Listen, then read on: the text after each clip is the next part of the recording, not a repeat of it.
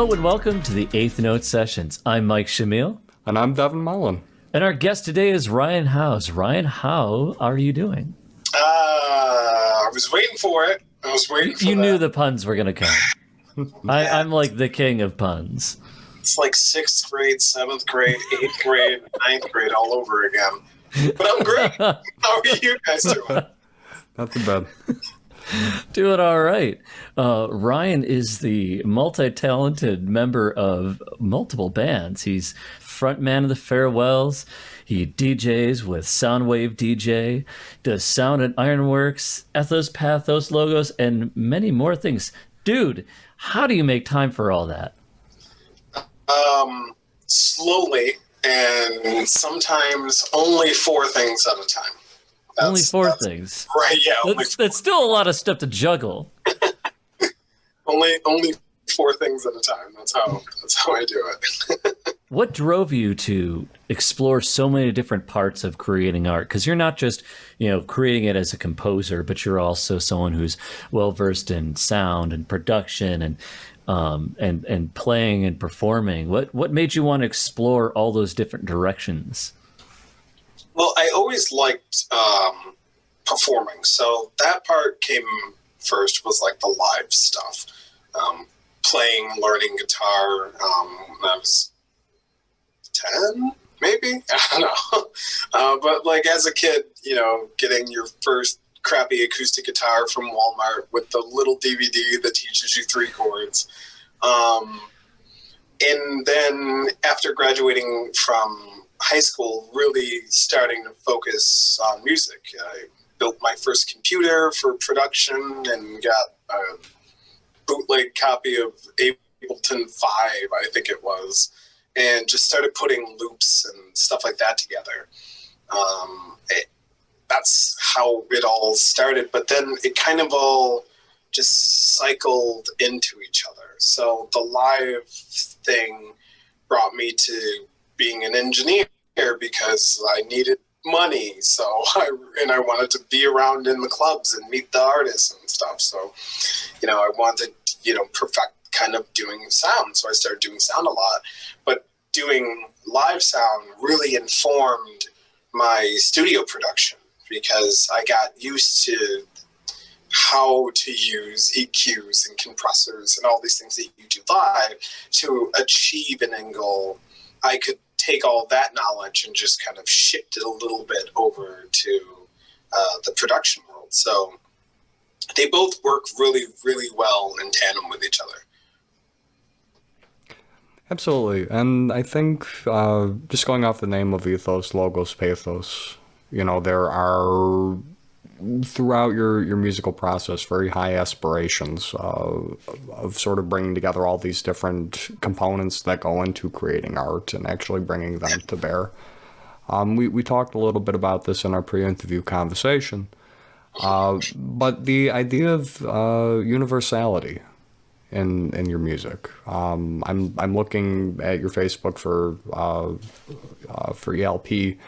And you had like something that made the charts in Costa Rica, and I'm left to wonder, what's the sort of creative mentality of someone who looks to get into a more global market and reach audiences who have wildly different backgrounds than their own. It's honestly kind of an influence thing, and that's I guess how I've managed somehow to reach charts in Costa Rica and charts in like Eastern Europe. The music, I don't know how to describe it. I just pull from so many different places to make all kind of one amorphous thing. And that's kind of where ELP came from. Was I wanted it to be this full experience, like something that touches your heart, your mind, and your soul kind of thing. And I think that really shines through. I think there's something for everybody kind of in all the music that I make. There's everything from classical music down to like get electronic trap down to boom bap, hip hop, you know, kind of making a little bit of everything, and just loving all of it and not having to box myself into one genre.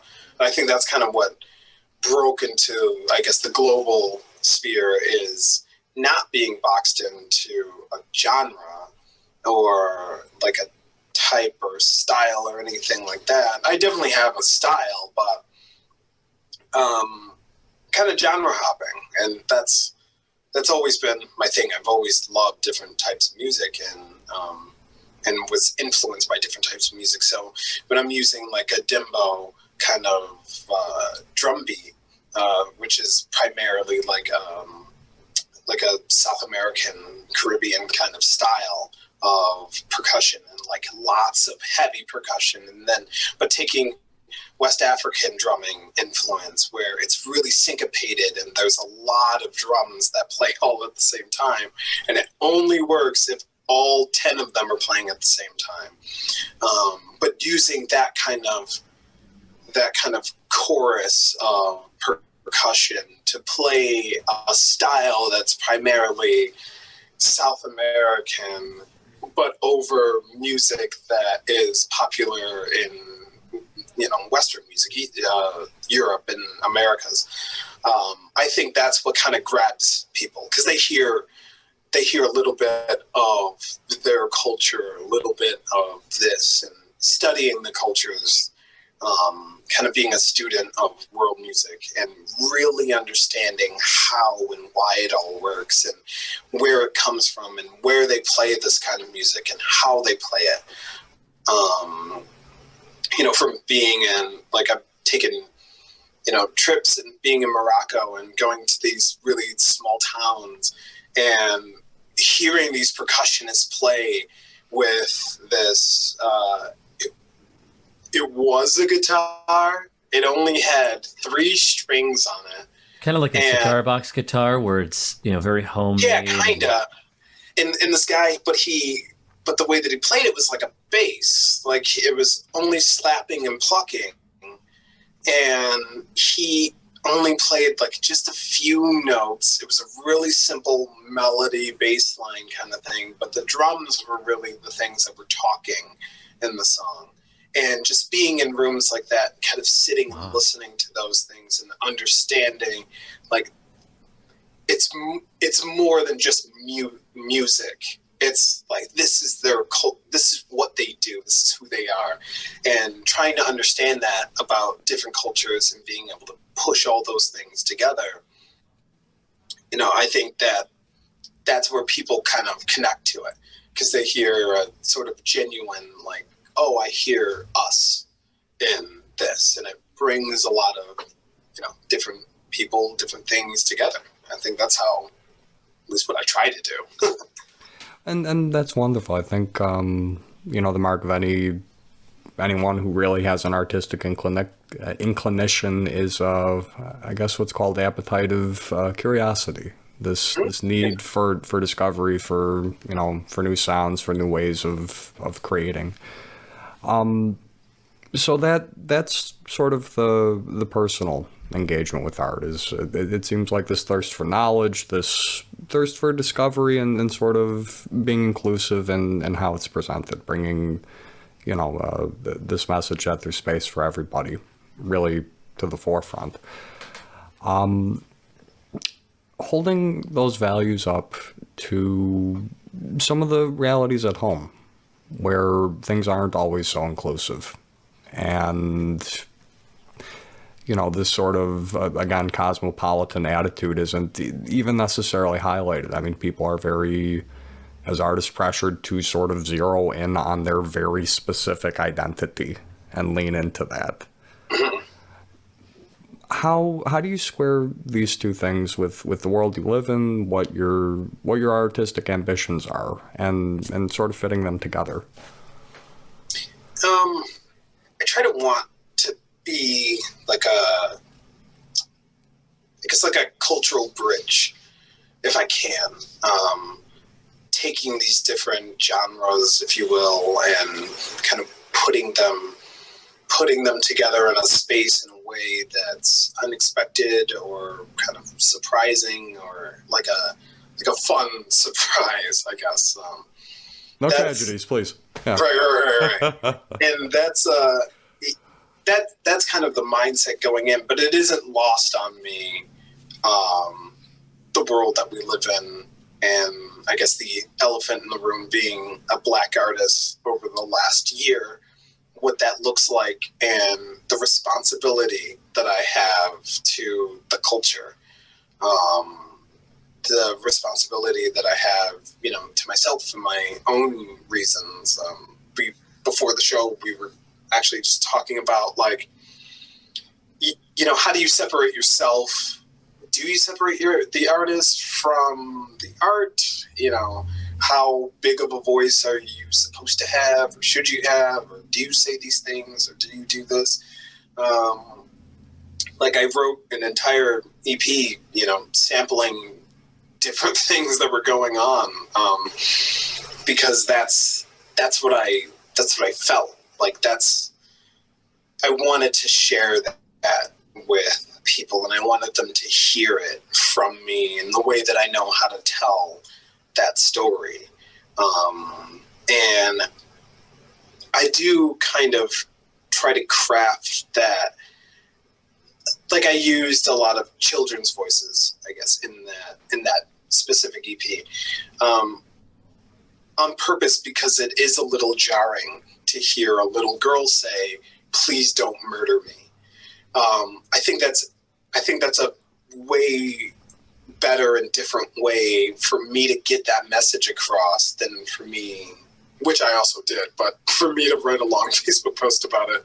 I did those too, but I think I wanted to use my skills to really grab a hold of people, and that's kind of what this last year really has kind of been like, pushing to the forefront of, it's time to put up or shut up.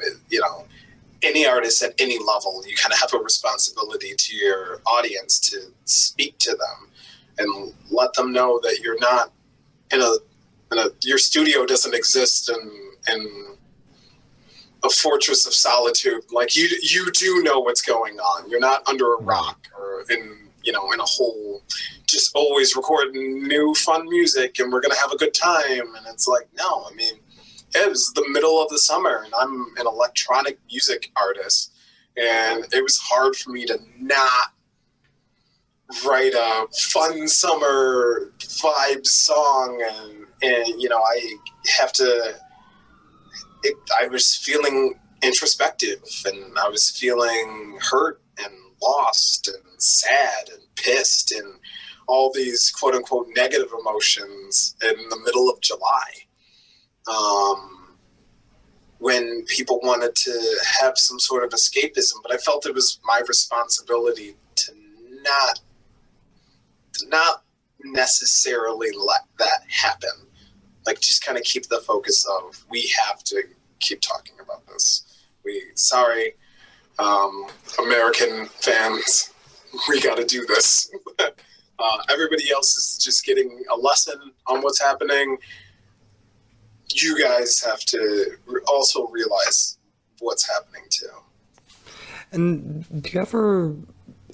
I think something you'd said in our previous conversation as well was that you don't want to speak on behalf of somebody, and I think an important idea to drill here is that nothing is monolithic. So no one, right. There's no singular like white-black experience. Everyone has their own individual engagement with that. So in terms of speaking to these things, portraying them in art, dissecting them, analyzing them, and as it intersects with the responsibility of being a public figure, how do you navigate the sort of intractability of political commentary in works? I I always start with some sort of kind of phrasing like that. Blackness is not a monolith. This is my opinion of it, based off of an experience that I'm pretty certain a lot of people experience. And even, just kind of bouncing back to the EP that I did write talking about this, the songs themselves were introspective. They were deep. Some of them were jarring. I used sounds and different things on purpose to keep you engaged with what we're talking about. Letting the music speak, but letting the samples sing to you, and letting you hear some of the pain and hurt that people are experiencing.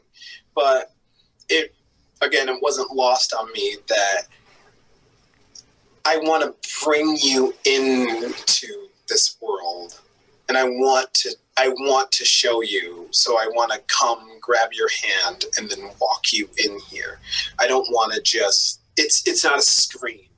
Like we're not separated. So it was kind of difficult to kind of think of how do we use our voice to not just yell at people, or not just be a sign that someone looks at and there's no personality behind it, or they can't understand it, or they feel like they can't be engaged in it, or they feel like they're not supposed to be a part of that. Like, Devin, you have a Black Lives Matter sign literally behind you. And I love that, and I want you to feel like this is something that you're supposed to be a part of, that everybody's supposed to be a part of. It's for everybody. Everyone's supposed to be a part of this, and everybody's supposed to fight for everybody. So wanted to speak for myself, to tell a story to my audience and let them know that here, come take a walk with me. Not just this kind of blanket thing where you're just looking at it, but we're going to go on this journey together, and that's how I want you to understand this.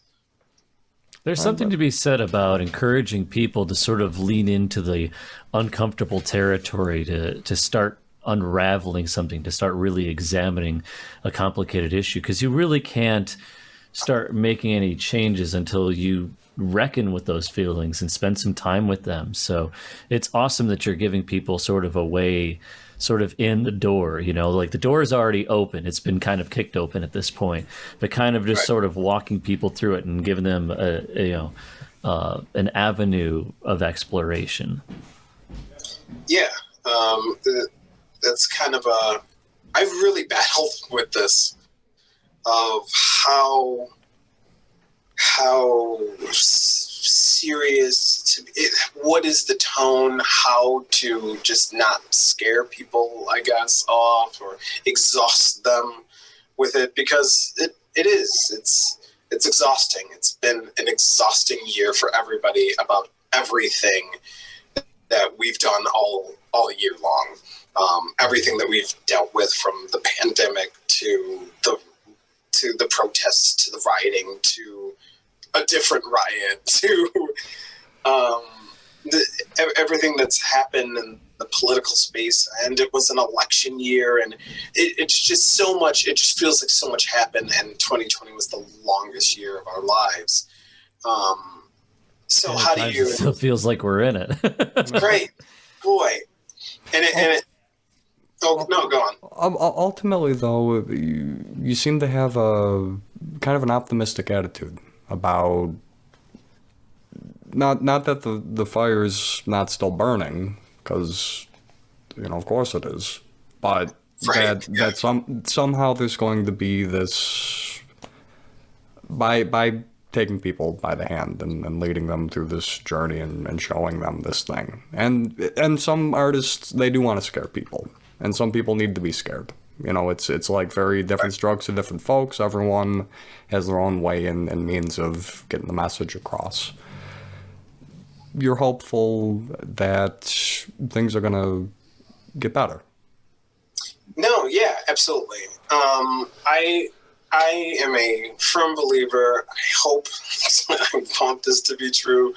I think it's going to be, our generation and below that's going to just have a zero tolerance policy for these things. They're not going to. I think if 2020 changed us in any great, long-lasting way, I think it's going to be people's patience have run out for the right things to lose your patience over. I think people aren't going to be okay if you randomly say some homophobic slur or racist slur or any of that negative thing that comes out of your mouth that's just a joke. It's not funny anymore. And I think that we're kind of getting to a point where we've been at this point where it's not funny anymore. I'm going to tell you it's not funny. And you have to just kind of sit with that moment of knowing that there's consequences to your actions and your words, and words have power, and just really reteaching people those things. And because I think that's happening, I do think there's hope. What are we fighting for? Not that. There's hope in the future for this thing to be better, this world to be better. It has to be. And I think as artists, we get to have a fun way to tell that story. We get to use something that, our God-given gifts to lead that story, to tell people that, and kind of project into the future what we want to see and put that out into the world, into the ether. I think that's beautifully expressed.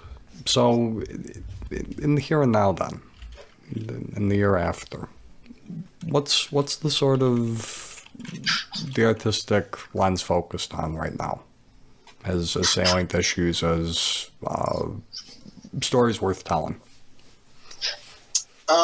As far as like stories worth telling or anything like that, I realize like the news is exhausting, and I think people are kind of over the doom and gloom. But I honestly think what's gonna end up being kind of the cycle is artists portraying fun and love in their music. I think we're gonna get there. I think it's already starting, and I think it's just going to be this kind of overwhelming,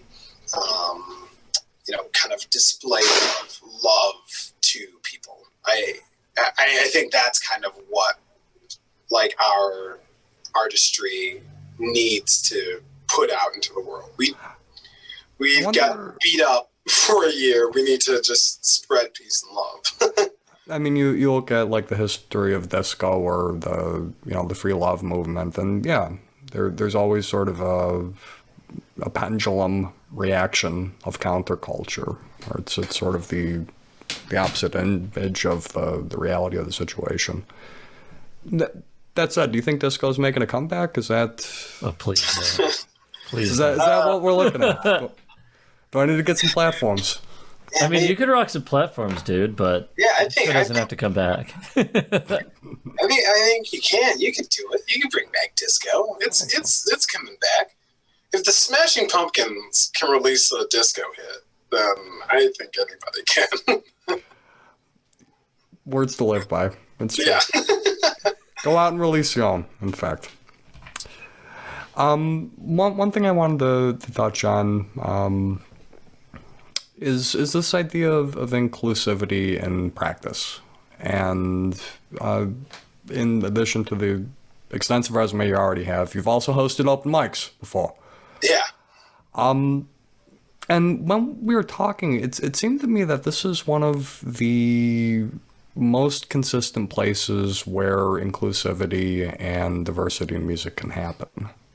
And why does there seem to be such hesitancy in translating that sort of like anyone can perform, there's no judgment, just come as you are kind of thing. Why don't we see more bills that are built like that? Honestly think when you get up to your pros, I think at the professional level, quote unquote, outside of the hobbyists, I think that's where people start to put up walls. And a good mentor of mine, Michael DeSanto, told me a long time ago, there's enough gigs for everyone. And we need more guys like that have that mentality that there's enough gigs for everybody, for everyone to get paid, to eat, to work on their craft, to build their audience. There's enough people to listen to the music. There's enough people to like the music. And I think there's this false kind of notion that people just listen to one kind of music. Like if you like acoustic indie, you don't like metal. And if you like metal, you don't like hip hop. But a lot of metal bands that I've worked with, they wanted to play jazz vibes. I remember I was doing sound for, oh my gosh, I can't think of now the name of the band is completely escaping me. But it was a, post-hardcore screamo band. And they were like, you have to play this Spotify playlist. It's called Jazz Vibes. And it's just basically a trip-hop playlist on Spotify. And they're like, that's what our intro and exit music is. And that's what the crew like to pack up to. Because, you can listen to metal or you can listen to acoustic music. You can listen to whatever you want. But sometimes you're done after 5 hours of that. Like you want to listen to something else, and to kind of box our audience into these, neat little packages where if we're going to have a show, all the instruments and every band has to be the same, and they all have to kind of sing the same, and they all have to kind of sing about the same things, and because that's the only way that this audience is going to stay and want to hear all the bands is if they all sound the same. I think that's kind of foolish, and I think that's where we end up making these boxes that you're kind of talking about, and why these bills aren't built the way that an open mic is, where if you read poetry, you're also next to the metal band, and I think there is room to get to that. And I think there are groups that are kind of starting to push for those things. I feel like a critical tipping point would be when you start seeing, what's left of them, but more well-established venues putting on mixed kinds of bills. And because you're right, there are enough gigs for everyone, but not all gigs are created equal. And right. There definitely seems to be a distribution of who's getting what gig as far as booking, as far as bills go. So I'm just curious with you. I was curious on that with you playing in so many different musical fields. If you think that's imminently going to change at any point. I feel like I'm asking it almost every interview. Why is there the Berlin Wall of Buffalo music? Why does it exist? Yeah. I think it can come down, but I think it's going to take, and I keep using this word, but an entire generation of musicians to be like, okay, well, we're not going to do it like this anymore. Because I think there's just almost 100 years of complacency about how it all works. And at least definitely 50 years of complacency about how it all works. And every venue, that's just what they do, what they were taught, and you have to prove yourself. But how do you get the experience to perform without getting the show to perform? There's not a lot of kind of newcomer nights that happen in a lot of these venues. A lot of them, they play it's the same established bands that are great. They're amazing. They're awesome bands. They've been doing it for a long time, or maybe they're just, out of the gate were great in the last year. They've just been kicking butt. And that's awesome. Love it. Love to see it. But sometimes it sucks to see, several different festivals that happen around town. You see the same 12 acts on every single one. But it's not like they're all put on by the same person. It's just, once you become one of those bands, you become one of those bands that's kind of in the in group, and it's hard to break into that in group. Best thing you can be is a safe bet in some ways. Not in love, but in music. All right. Well, I'm gonna give the last question over to my co-host here, and I think we're about at time. All right, Ryan. How do you think that we could better bridge the gaps between the artists and the music scene? Like, how can artists reach out to each other and really get that ball rolling? Because, I think a lot of people are at the point where they think it's a good idea, but really don't have an idea of like what steps to take. Or maybe they're just too self-conscious. I don't know. But what would you recommend? Like, how does one artist go and get someone of a different genre interested in working on a collaboration? What I've found works the best for me, because I've done it a couple times, make a phone call. Just reach out to people. I think especially in the last few years, like the gig economy, quote unquote, has really made a lot of artists be like, I got to do a little bit of everything to survive. And I think most people are really open to just working with different people, having different influences. You're seeing a lot of different groups and different bands that play, kind of not different styles per se, but one aspect is a little bit different, or they pull in like some backing track that's electronic drums or something like that, but it's ostensibly a rock band. Or they're sampling, in the vein of like 90s hip hop sampling, but you're a rock band. And a lot of artists right now, kind of even in like the hip hop and the R&B scene, they're moving towards these sort of indie samples. I can't tell you how many times I hear on the radio like an acoustic guitar, and then it's a rapper. I wasn't expecting that. Or just even the reference to hip hop artists are also rock stars and things like that. I think that is kind of a bit of a culture shift. I do think what needs to happen a lot more is the artists in the in circle need to kind of reach back for people, and kind of bring them along. You get your headlining billing. Tell the promoter, hey, this newer band that I like, it's my buddy or whatever, even a friend of friends, it's fine. But why don't they open for us? I can't tell you how many times an artist has been playing a set and they were like, hey, just come play my set break.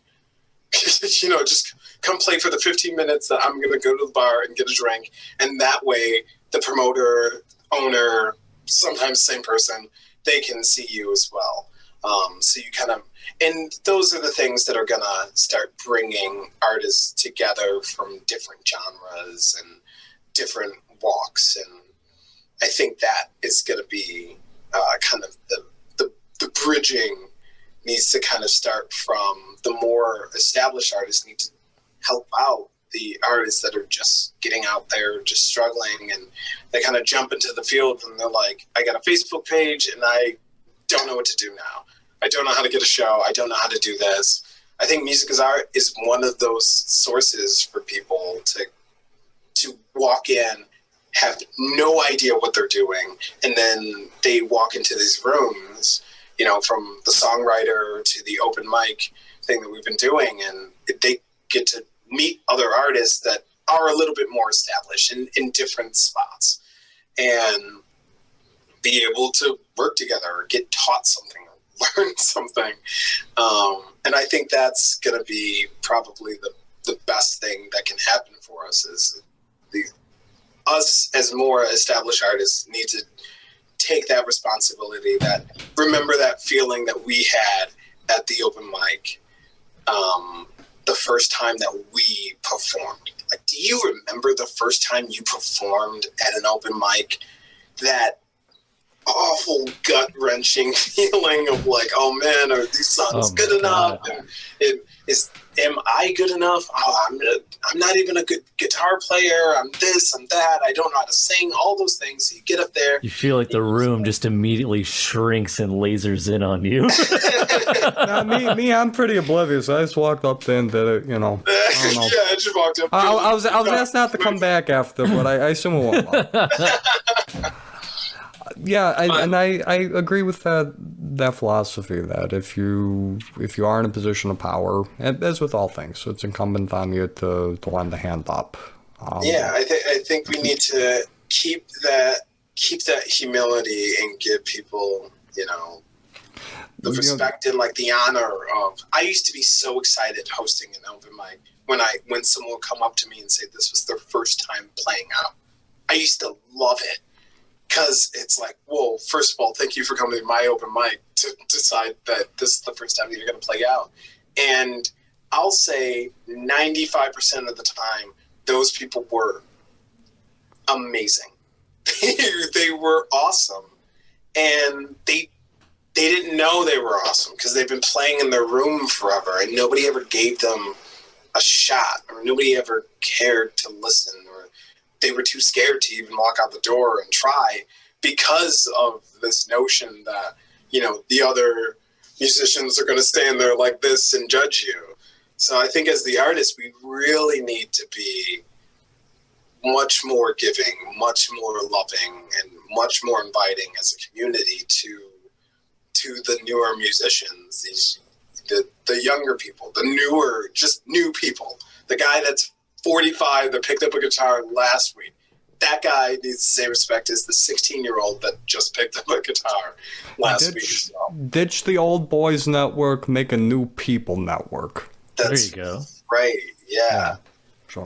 And yeah, I think if you're, my best advice, if you're an artist and you're like, I play indie guitar, but I love hip-hop music, reach out to that community and say, hey, how do we collab? What do we got to do? How do we get together to do this? And I'll say most of the time people are really receptive to it, or it sounds like a cool idea that they never even thought of. And I think just the communication and the fear needs to stop. Dude, those are some great words of advice. We appreciate you coming on the show. Thank you. Thanks for having me, guys. This is awesome. Dude, our pleasure. And with that, this has been the Eighth Note Sessions. I'm Mike Shamil. And I'm Devin Mullen. And our guest today was Ryan Howze. Thank you, Ryan. Thank you. Bye, guys. Here's an excerpt from the song No Justice, No Peace by Ethos, Pathos, Logos. You can find their music on Amazon Music and other popular outlets.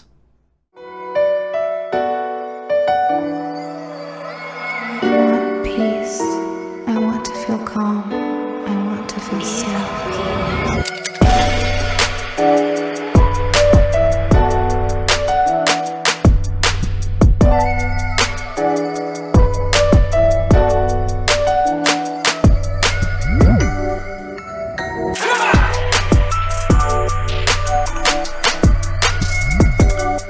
The Eighth Note Sessions are produced by Music is Art. Help keep programs like this going by donating today at musicasart.org. Thank you for listening.